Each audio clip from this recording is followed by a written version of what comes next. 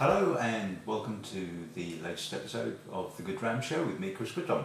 As you can see, once again, here in my tasting room. Alright, a couple of episodes ago I tasted a number of independent bottlings of the big Islay, the Freud.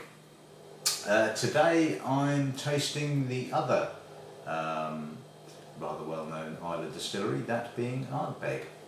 Now, this is another one of those distilleries that has, shall we say, some very committed followers, and I'm sure there are a number of people that are going to be sort of rather excited about this little lineup. To a certain extent this is a from the archives tasting, because none of these three bottlings which I'm tasting this afternoon are currently available.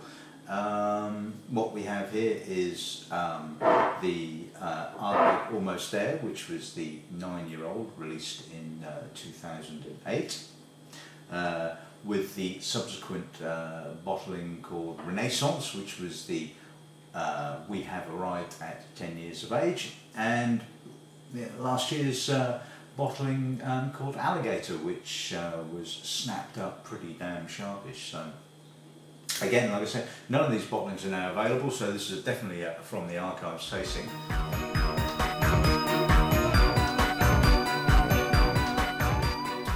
So, Ardbeg then.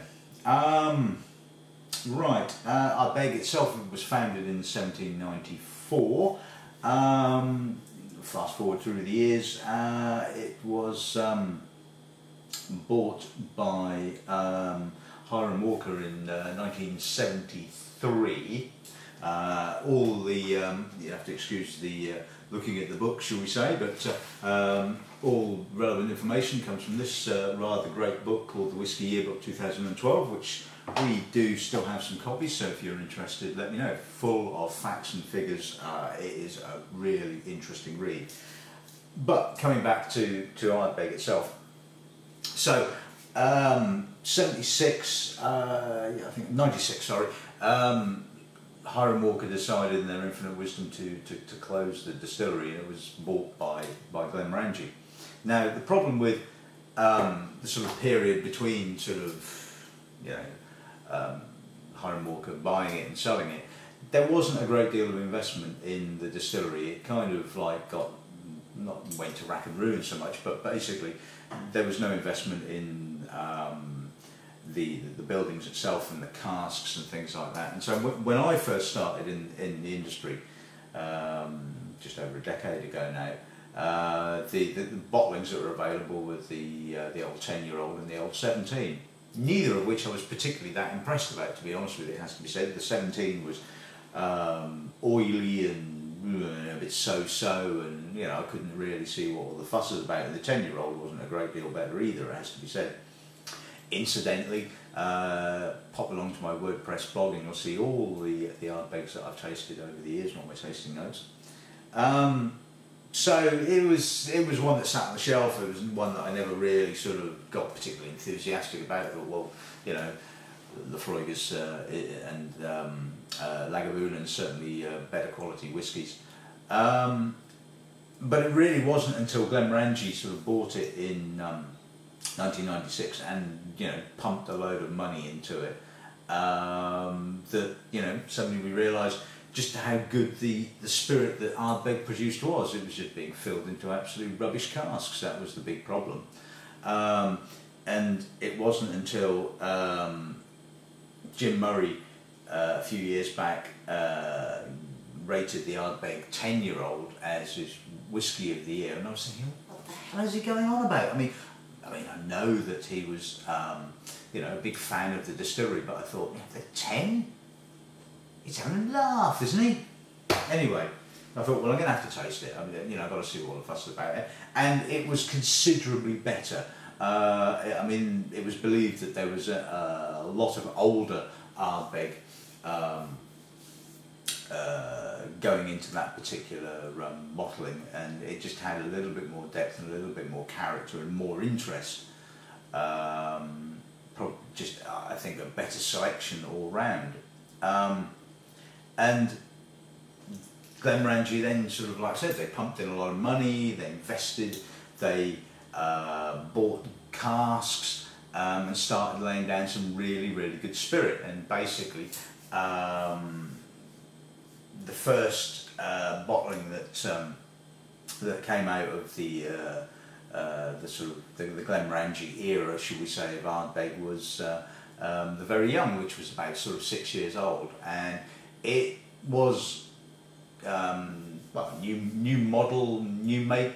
Not new make in such, it was a new style of Ardbeg. They'd upped the peating level, and it had certainly become, it was obviously youthful, but it was really, really interesting. They then followed it up with the, as you can see, the Still Young, which was about 7 or 8, and then there was the Almost There, which is this one at 9, and then finally they called the 10-year-old Renaissance. Now, I love Ardbeg. You know, I think it's come a long way, and there is a but here, and I'm sure that sort of aficionados of Ardbeg are going to be, you know, getting their knives sharpened to sort of stick in me when I say this. But I had a tasting of Ardbeg a few years back, and we had quite an interesting lineup. We had an old Ardbeg, I think it was the 74 or 76, something like that, and you know, we had some more recent Ardbegs, the Glenmorangie era Ardbegs, and the thing that struck me about the older Ardbeg was the fact that it had kind of place. It was very natural. The modern Ardbegs with their pumped up peat level and what have you seemed to me to be a bit of a Frankenstein bottle. They were designed, they were sort of put together. I mean, I know this sounds a completely stupid thing to say, because at the end of the day all malts are vatted and put together, but it didn't quite have a sense of place and of earthiness. The emphasis had shifted. But you know, I think when they brought out sort of Ugadal, Corryvreckan not so long ago, and certainly again with Alligator, it felt less designed. It felt more natural, you know, I think it shows what a great spirit Ardbeg itself actually is. But it is definitely different, and I think if you tasted sort of the new or current sort of Ardbeg against sort of like old Ardbeg, you'd realise that sort of like how far away from each other they actually were. I'm sure if I tasted the old 17-year-old now with, you know, the wealth of experience of tasting whiskey that I've got, I might appreciate it better. But I can certainly remember at the time being, you know, distinctly unimpressed by it. So. You know, let's stop waffling, and shall we taste some whiskey then? Can you tell me why I dream of you, hungry and made? Right, okay, let's start with the Almost There. Cask strength bottling, 54.1, released in about, I think it was 2008. Well, no, it wasn't 2008. That was when this came out.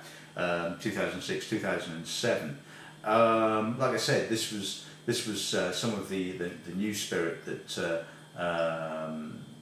from the post Glenmorangie era. So let's see what the nose gives us then, shall we?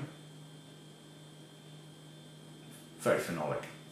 It's been a while since I've tasted this, in actual fact. Very pungent, very bog myrtle-y, quite alcoholic, powerful. Some tar, quite coastal, but there's some rich fruit, and I think that's what you find with Ardbeg, that it's not a one-dimensional linear peat monster. It has a lovely richness of fruit, sort of maybe slightly apricot-y, but again sort of like big phenolic, very powerful. This is definitely no shrinking violet, shall we say. It's a great nose. I mean, this is just it's kind of classic now, I suppose, but classic sort of like new style Ardbeg. Very pungent. Lots of peat, lots and lots and lots of peat. Okay, let's see what this is like on the palate then, shall we?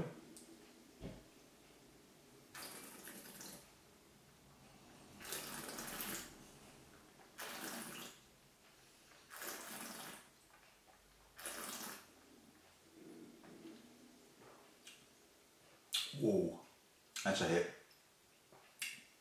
Very oily, very pungent. Again, sort of very fresh and full and rich apricot-y fruit. A lot of peat, a lot of herbally, burnt wood, lightly medicinal, astringent coastal finish, lots of serious salt and alcohol. That's really intense. You can tell that has some youthfulness. I mean, there's some cereal character, and you know that really is intense. You know, believe me. For those of you that tasted this, obviously you'll know what I'm talking about. But that's a real hit. I mean, the alcohol obviously sort of shortens it a little bit because it's just all, you know, seriously powerful. So let's put a little drop of water with it and see what that opens up like.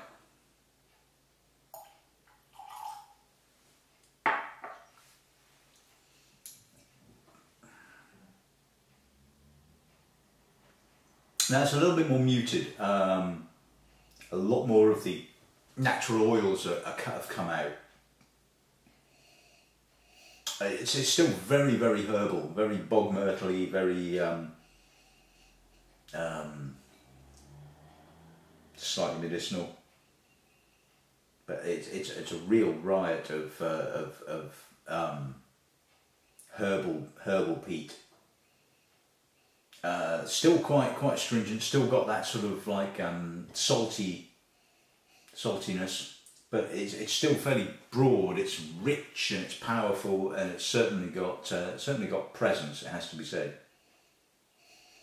Yeah, that's good. Again, obviously there's that slight sort of youthful cereal character,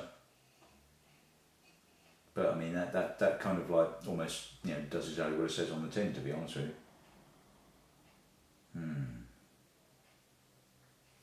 Right, let's see what the palate is doing now, shall we?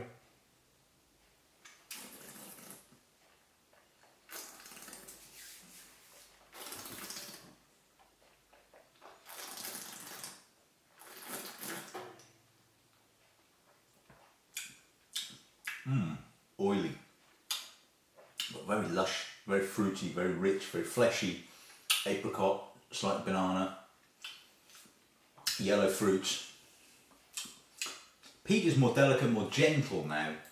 It's still definitely there. It has a sweet edge to it.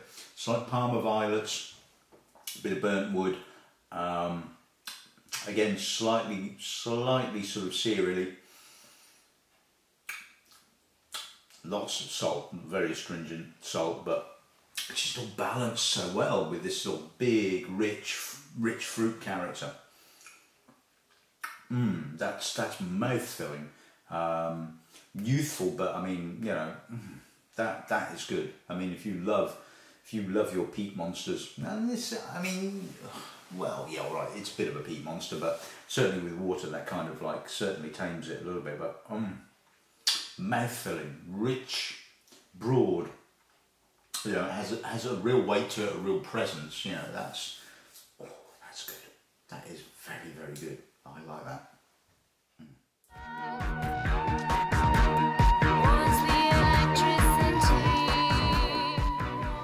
Right, okay, to the Renaissance. This was released in 2008, you know, from the 98 distillation. Again, bottle at cask strength of 55.9. So again, we're not talking, should we say, a shrinking violet at all. And let's see what the nose gives us on this. More oak, sweeter, more vanillins, a slight sort of crystallised character to the fruit. Peat is sweeter again, sort of slightly sort of sitting down beneath that sort of like vanilla-y sort of fruit. Very aromatic. Slightly denser maybe, but again sort of still quite broad, quite weighty. Still very briny and phenolic as well, as you would expect. But it's almost subtropical. There's maybe some banana possibly, maybe a little bit of unsweetened pineapple.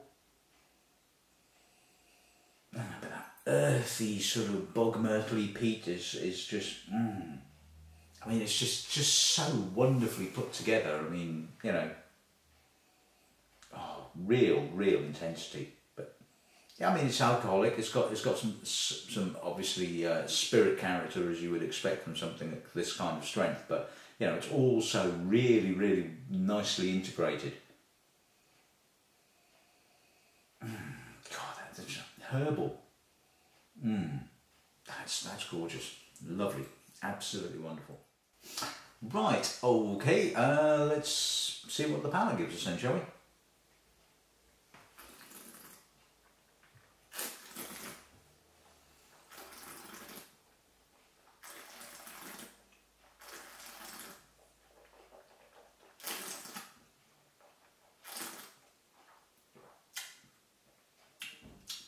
Yep, there's more maturity compared to the Almost There. There's more oak, a lot more vanilla, which comes up front. Again, quite broad and rich and fruity and apricotty. And then the sort of like the peat and the salt kind of slams through on the mid palate. Really astringent and alcoholic, coastally finish. Very dry now. You know, you feel like your tongue is coated in salt. That has just got beautiful intensity. A real hit. Just stunning.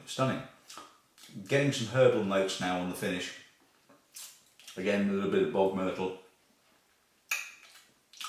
But just the length is just immense. It is a huge malt. Just full of character. I mean, it's like, you know, turn it up to 11, as they say, Nigel. God, that's good. Very good.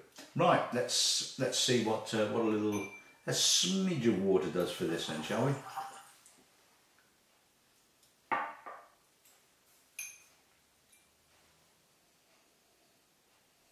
Oh, that's really bringing out the vanillins. Very creamy now. Cream caramel.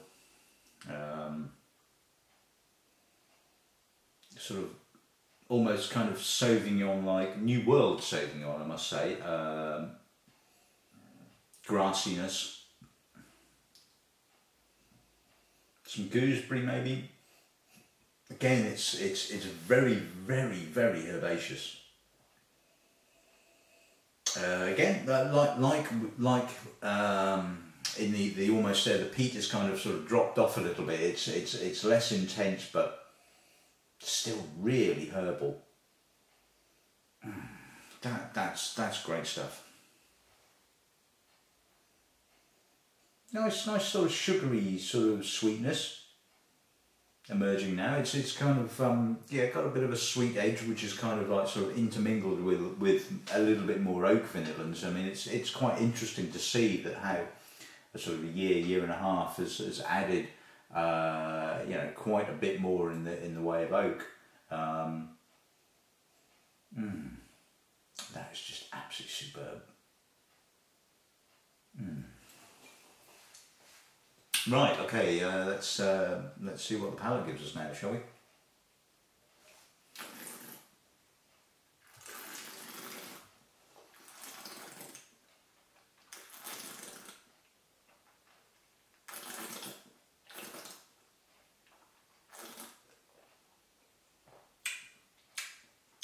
Peat has become a lot more dustier now, more coal dust, sort of peat dust.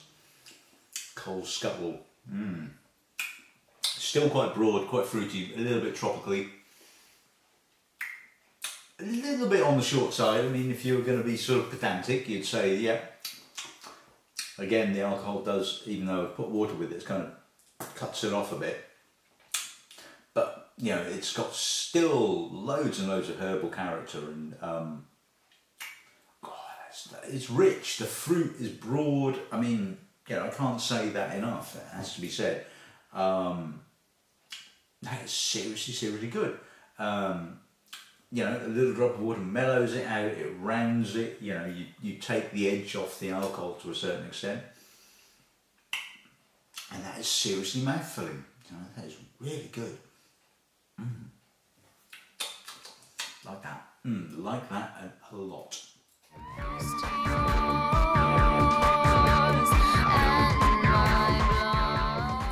Right, okay, on to the Alligator. Alligator, right, bottled at 51.2. Now, Alligator, you say, why Alligator? I mean, you can argue that the marketing department at Ardbeg has kind of gone into overdrive since Glynn Quelch took it over, and you get all these sort of weird and wonderful campaigns and emails and what have you. But, you know, well, why not? You know, I mean, let's put it this way. I mean, you know, they're not the first distillery to sort of like, you know, harness the media, should we say.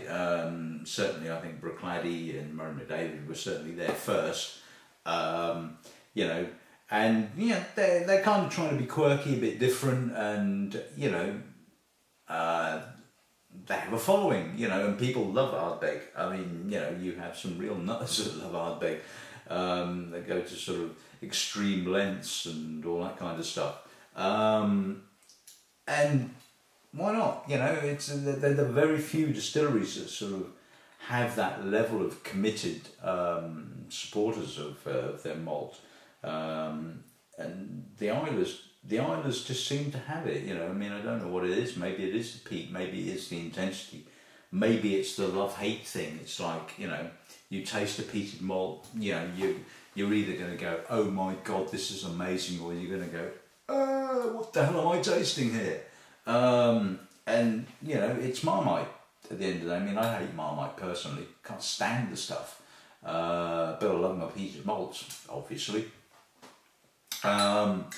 But, you know, there's very few distilleries aside from maybe a Lefroy and possibly Lagavulin that have the sort of, you know, the sort of intensity of followers.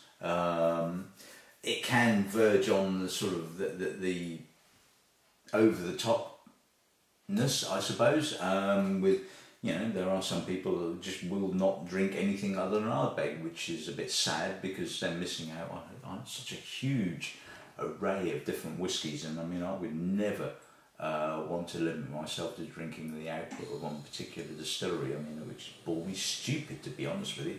There's just so many other wonderful malts on the market, and, you know, each has their own sort of distinct character and, you know, idiosyncrasies. So, you know, why in God's name do you want to limit yourself to just drinking the product of one distillery? I have absolutely no idea. But, you know, fair dues. If that's your cup of tea, or your Ardbeg, as the case may be, then fine.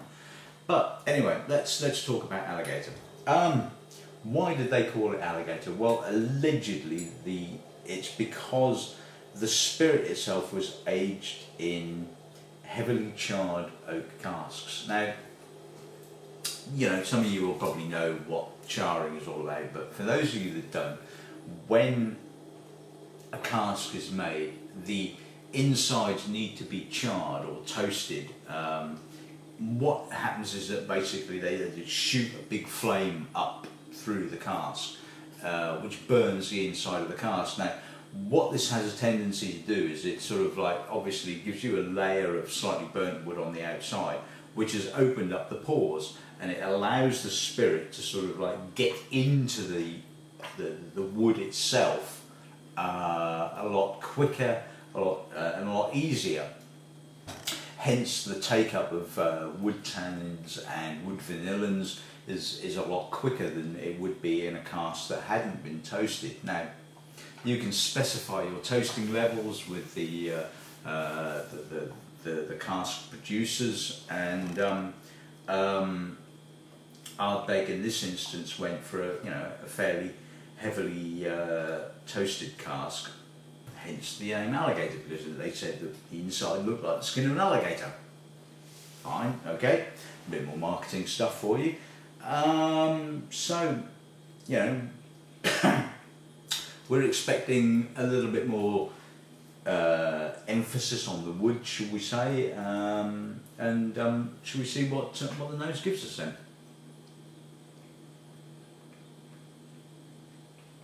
Really full, really natural, really organic. Lots of rich apricot, apple. You can certainly, you can sense the sort of like the charring. God, I've obviously drunk too much whiskey. You can sense the charring in that it sort of has that real burnt wood. I mean, you get that kind of burnt coastal wood with Ardbeg anyway, but it's had some beautiful crisp, high-toned vanillins, white fruits, flowers, lilies. Absolutely monster. A lot of oak vanilla in it, but a lot of succulent, high-toned, soft.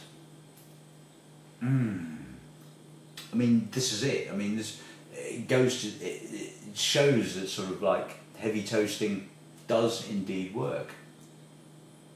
It does emphasise those vanillin characters. It's a little bit on the pungently alcoholic side, obviously, because it's cask strength. There's a real richness to the oak. But let's talk about the peat. The peat is certainly there. It's herbal. It's very briny, very phenolic. It's lighter, maybe, I guess, than the previous two bottlings. It's crisper.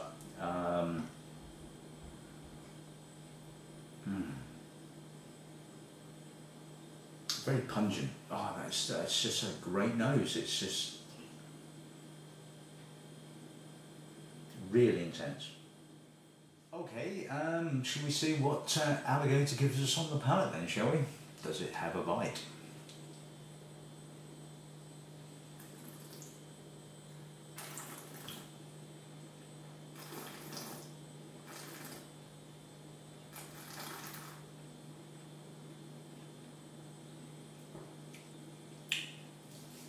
Yeah, there's a lot more oak. Kind of rounds off the edges. Still broad, still rich, dense, and fruity, pungently peaty. But that oak is, like I say, it kind of rounds off the edges. It's giving it a real softness, a real smoothness. Plenty of vanillins. But again, it's just, I think sort of Ardbeg has that sort of pungency of character that really stands up to pretty much any kind of oak that you care to throw at it, to be honest with you.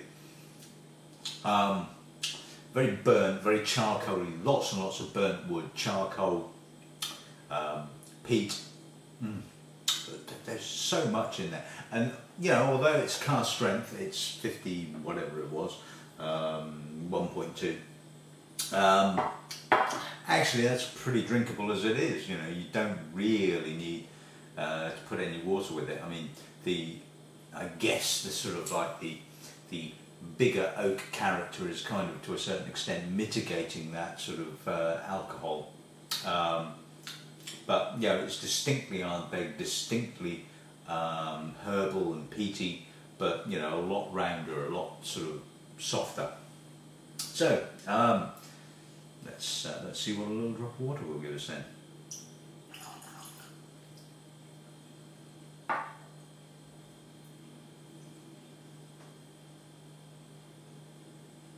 yeah, it's touch sweeter, a little bit more barley, a little bit more grist, possibly. A little bit more sort of crystallised fruit. Leaner now. The oak just seems to have kind of like dropped off, as often as the case when you add water.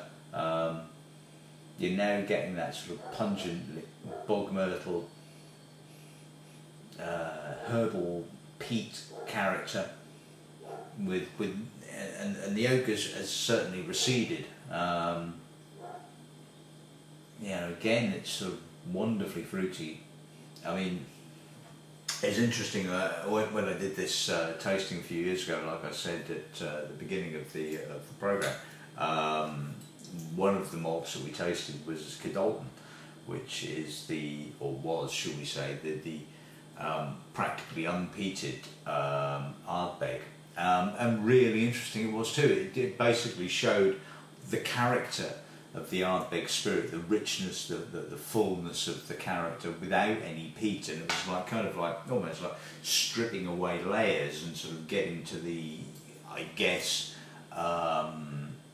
the heart of what Ardbeg is about, and the fact that Ardbeg is a real rich, dense, sort of fruity malt, you know, once you sort of strip away all those kind of layers of peat. So,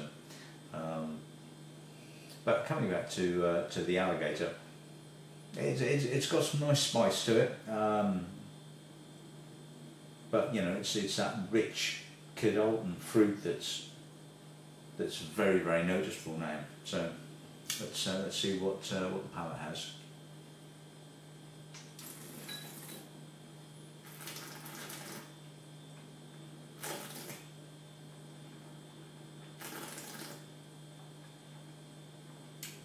Much the same as the nose, actually. It's very rich, very fruity. The peat has dropped off, like I said. More coal dust now, more dusty, coal scuttle-y sort of slightly smoky character. But again, it's less coastal, less intense, less astringent now, and shows a lot of that kind of Cadolton kind of character, the rich fruit, which is, you know, a character of Ardbeg. So, I think I'd probably opt to go for that neat, actually, personally. But either way, you know, stunningly good Dram.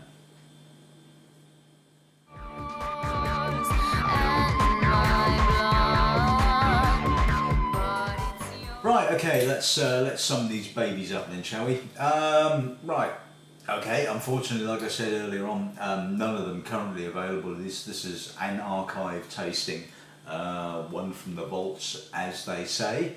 So what have we kind of discovered?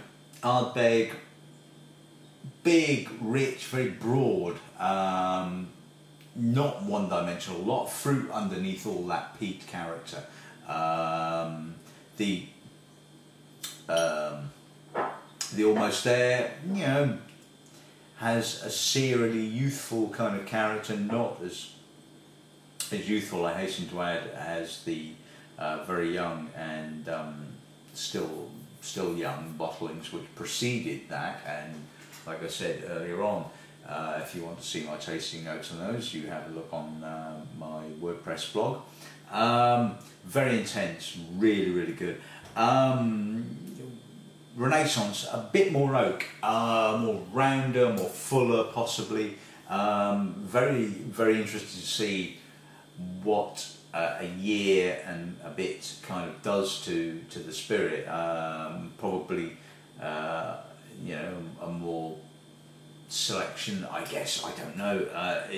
But you know, the difference between the two in such a year and a half is very, very distinct. And can't all be just down to the fact of an extra year and a half in a cask. I can't believe that, you know, you get that much more oak vanilla from basically another sort of like 12 to 18 months. But, you know, again, a very, very good bottling. And the Alligator, well, again, more oak, more creaminess maybe. Certainly that sort of charring has certainly given more oak kind of character. And, you know, again, it's these three bottlings really display sort of Ardbeg in its current kind of guise. And you know, you can't disagree with the quality. The quality is absolutely stunning. Like I said, you could argue the fact that sort of these are more kind of designed, I guess, and less natural than say some of the bottlings from you know 10 or 20 years ago, but you certainly can't deny the quality of the spirit that's being produced, and certainly now having the ability to purchase really good quality casks, it just goes to show how good the malt is once you actually put it into something that's not well used and a bit S-word. So there you have it, Ardbeg, a great distillery, and if you love your peaty malts and you've never tasted Ardbeg, you really should do it. I mean, it's an amazing malt. I love it to bits. So I think I've obviously enthused enough, shall we say, about this particular distillery. So all that's left to say is grab your glass of Ardbeg, good dramming, and good afternoon.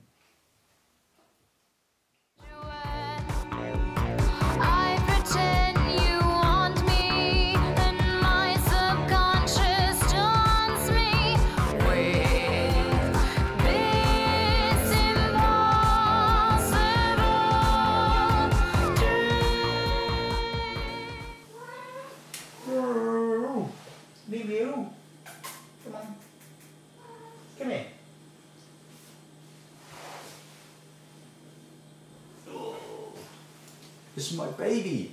This is my monster. This is Morgana. Say hello to everybody, Morgana. Yeah, you're a whiskey fiend, aren't you? No. No, you're not interested. Whiskey putty cat. Yeah.